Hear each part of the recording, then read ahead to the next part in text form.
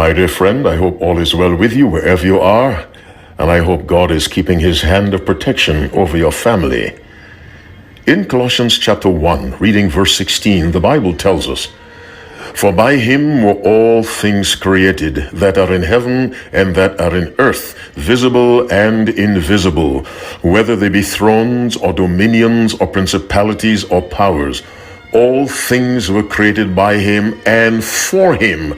All things God created were designed for his glory and for his purposes, whether he makes those purposes known to mankind or not. We have just read that God created thrones, dominions, principalities, and powers. Those four words refer to systems of government, authority, and rulership, one person having power over another. This originated with God. He created that system. Let me repeat. God created a system in which someone has power over someone else. God never created abuse of power. He created power, and he entrusted it to earthly beings. Having said that, let us go to Daniel chapter 2 and read verse 21. "And he changeth the times and the seasons. He removeth kings and setteth up kings." If you combine Daniel 2:21 with Colossians 1:16, it's very clear that God not only originated the concept of power, one person having authority over another, but it is God who ultimately decides who will exercise that authority and for how long. We listen now to Acts 17, reading verse 26. "And hath made of one blood all nations of men, for to dwell on all the face of the earth, and hath determined the times before appointed and the bounds of their habitation." It is God that gives power to various nations. It is God that decides what part of the earth they'll inhabit and for how long. Now, listen to Romans 13, reading from verse 1. "Let every soul be subject unto the higher powers, for there is no power but of God. The powers that be are ordained of God. Whosoever therefore resisteth the power, resisteth the ordinance of God."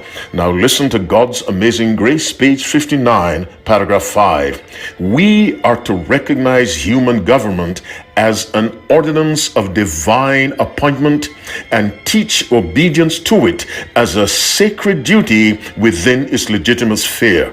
The legitimate sphere is the secular matters. No government can tell me who to worship and who not to worship. But we are to recognize the very system of human government as something divinely appointed. Now you may say, what does that have to do with the Sabbath? It has a lot to do with the Sabbath. If the Sabbath is a celebration of the Creator's power in the work of creation, we just discovered from Colossians 1:16 that among God's created works was the system of power, thrones, dominions, principalities, and powers. If there's a ruler in your country, that was arranged and allowed by God. And so the Sabbath reminds us that the Creator has ultimate control over all the nations of the earth, and he controls them for his glory and for his purposes, some of which he does not reveal to us. We simply have to trust God. Which means the genuine child of God must be very careful how he or she protests a government, because all governments, good or bad, are allowed by God. I must say again, God did not originate the system of abuse of power. He originated the system of one person having authority over another, one nation having authority for a certain set of time. Then he moves that nation off the scene, brings in another for reasons known to him. The child of God must be careful not to follow the established practice of the world, which is to protest and riot anytime something happens that the general population does not like. If we trust our Creator, the only question we need to ask is, am I faithful to God?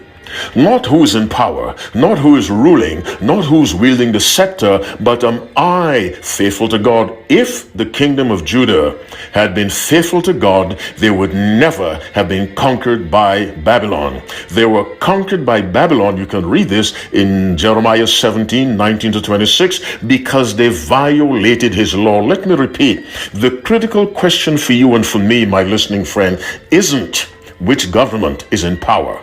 The question is, am I faithful to God? Am I on the right side of the one who controls the nations of this earth? My dear friend, as you keep the Sabbath holy, remember the Creator did not only create fish and birds and trees and the sun and the moon. He also created the system of power. One person exercising power over another. It was He who arranged what nation would inhabit where and for how long. All for His purposes. And it is God that determines His purposes. We do not. As you keep the Sabbath holy, keep this thought in mind. Let me be right with my God. And if I am right with my God, I need not fear who is in power, because my God, who's on my side and whose side I am on, will take care of me through thick and thin.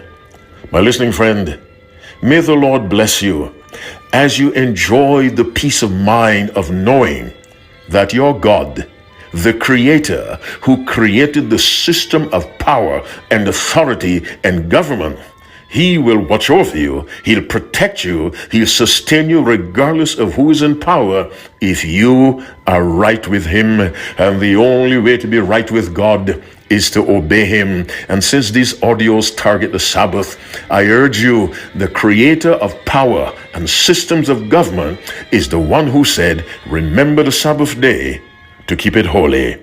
May God bless you as you keep the Sabbath holy.